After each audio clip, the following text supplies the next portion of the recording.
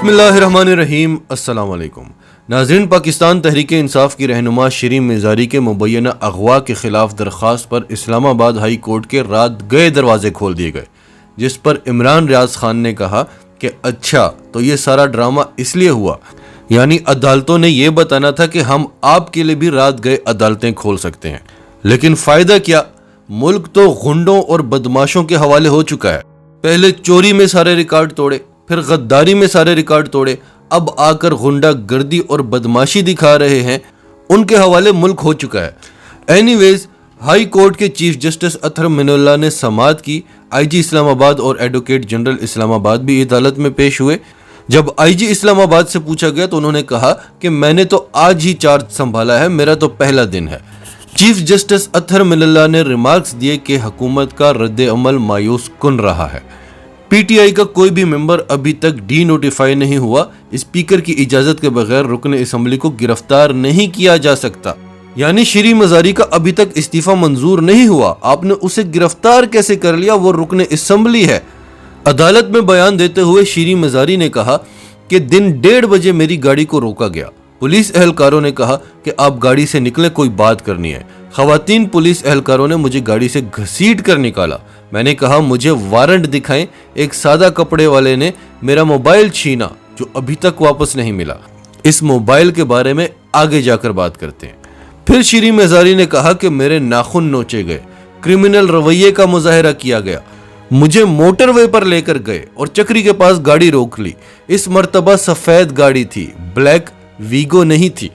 شیریں مزاری نے کہا میری عمر 70 سال ہے اور میرے ساتھ یہ رویہ کیا گیا، مجھے گاڑی میں بٹھایا گیا اور پھر کہا گیا کہ انہیں واپس لے کر جا رہے ہیں، میرا بیگ کھول کر اس کی تلاشی کس طرح سے لی گئی۔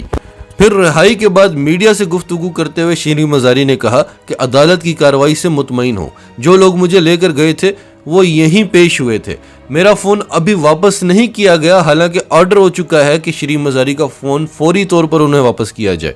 شیریں مزاری فون کی حوالگی کے لیے آئی جی کو ڈھونڈتی رہیں، اور اس سے پہلے حمزہ شہباز بھی شیریں مزاری کی رہائی کا حکم دے چکے ہیں، اور سوال یہ ہے کہ حمزہ شہباز ہوتے کون ہیں شیریں مزاری کو گرفتار کرنے یا رہا کرنے کا حکم دینے والے؟ کیا وہ کوئی جج ہیں؟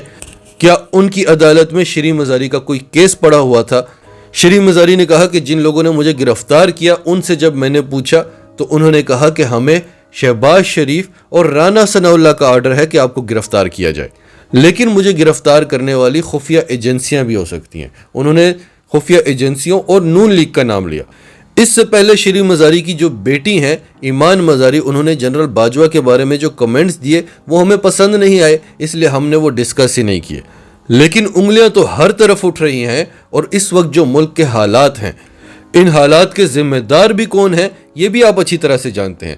اور ایک بیٹی کی آنکھوں کے سامنے جب اس کی ماں کو گھسیٹا جا رہا ہو، حکومت میں ایک سے ایک بڑا چور بیٹھا ہوا ہے جن کے کرپشن کے کیسز ابھی تک ختم ہی نہیں ہو رہے، اور وہ گرفتار کر رہے ہیں شیریں مزاری کو۔ شیریں مزاری پر کرپشن کا الزام لگانا یہ مذاق خیز بات ہے، اور جو کیس کھولا ہوا ہے وہ کیس بھی 1972 کا ہے، جب شیریں مزاری 6 سال کی تھی۔ کیا 6 سال کا بچہ کوئی جرم کر سکتا ہے؟ کیا 6 سال کا بچہ کسی زمین پر قبضہ کر سکتا ہے؟ تو اب یہ سارا ڈرامہ ہوا کیوں، کس نے کیا، کیوں کیا، اس پر ڈسکس کرتے ہیں۔ پہلے انگلیاں اٹھ رہی ہیں نون لیگ پر۔ نون لیگ یہ بات بڑی اچھی طرح سے جانتی ہے کہ اس کا وقت ختم ہو چکا ہے، اسٹیبلشمنٹ اور عمران خان کے مذاکرات ہو رہے ہیں، اور نون لیگ نے ہمیشہ سے کوشش کی ہے کہ اسٹیبلشمنٹ اور عمران خان کے درمیان لڑائی ہو جائے۔ شیریں مزاری جو پچھلے کچھ دنوں سے اسٹیبلشمنٹ کے خلاف بیانات دے رہی تھی، اگر انہیں گرفتار کیا جائے تو ساری انگلیاں اسٹیبلشمنٹ پر ہی اٹھیں گی، اور پھر پی ٹی آئی غصے میں آ جائے گی اور کچھ بیانات دے گی جس سے اسٹیبلشمنٹ اور پی ٹی آئی کے درمیان ایک دراڑ پیدا ہو جائے گی، کیونکہ امپورٹڈ حکومت کے حواس باختہ ہوئے ہیں، ان کے ہاتھ پاؤں پھول چکے ہیں، وہ کچھ بھی کر رہے ہیں، اور وہ جو بھی کرتے ہیں وہ اس میں خود ہی پھنستے جا رہے ہیں، لیکن وہ ہار نہیں مان رہے۔ خاص طور پر مریم نواز اور مریم اورنگزیب کا تو جو بھی پلان ہوتا ہے بری طرح سے پٹ جاتا ہے، اور انہیں خود شرمندگی کا سامنا کرنا پڑتا ہے، اپنے پاؤں پر کلہاڑا مارتے ہیں لیکن باز نہیں آتے، نیکسٹ پلان تیار کرتے ہیں۔ اگر جنرل باجوہ نے ہی یہ سب کچھ کرنا ہوتا تو وہ سب سے پہلے تو مریم نواز کو پکڑتے، نواز شریف کو پکڑتے، حمزہ شہباز کو پکڑتے اور خاص طور پر مولانا فضل الرحمان کو پکڑتے۔ جب انہیں نہیں پکڑا تو شیریں مزاری کو کیوں پکڑیں گے؟ شیریں مزاری نے کوئی گالیاں نہیں دی تھی، چند سوالات اٹھائے تھے۔ تو اگر پکڑنا ہو تو سب سے پہلے انہیں پکڑیں جنہوں نے گالیاں دی ہیں، جنہوں نے نعرے لگوائے ہیں۔ تو ہماری رائے کے مطابق نون لیگ نے یہ سب کچھ جان بوجھ کر کیا ہے تاکہ پی ٹی آئی اور اسٹیبلشمنٹ کے درمیان ایک درار پیدا کی جائے۔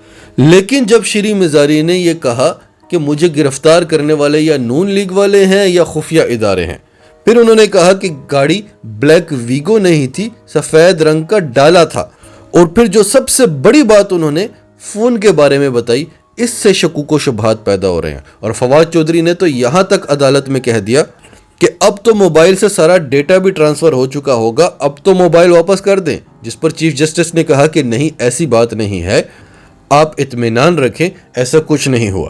تو یہ فون چوری کرنے والی بات شکوک و شبہات پیدا کر رہی ہے، کیونکہ اس سے پہلے جب عمران خان نے پہلی بار کہا تھا کہ میں نے ایک ویڈیو ریکارڈ کی ہے کیونکہ میرے خلاف قتل کی سازش ہو رہی ہے، اور اس ویڈیو میں میں نے ثبوت دیے ہیں کہ میرے خلاف قتل کی سازش کون کر رہا ہے، اس کے اگلے دن عمران خان کے 2 موبائل فون چوری ہوئے۔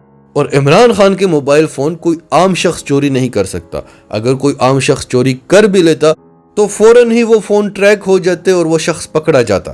لہٰذا عمران خان کے موبائل فون سے وہ ویڈیوز نہیں ملی، کیونکہ وہ ویڈیوز لندن میں پڑی ہوئی ہیں عمران خان کے بیٹوں کے پاس۔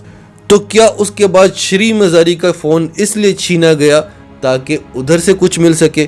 تو یہ ایک سوال ہے جو اس وقت پوری قوم اٹھا رہی ہے، اور یہ سوال شکوک و شبہات پیدا کر رہا ہے۔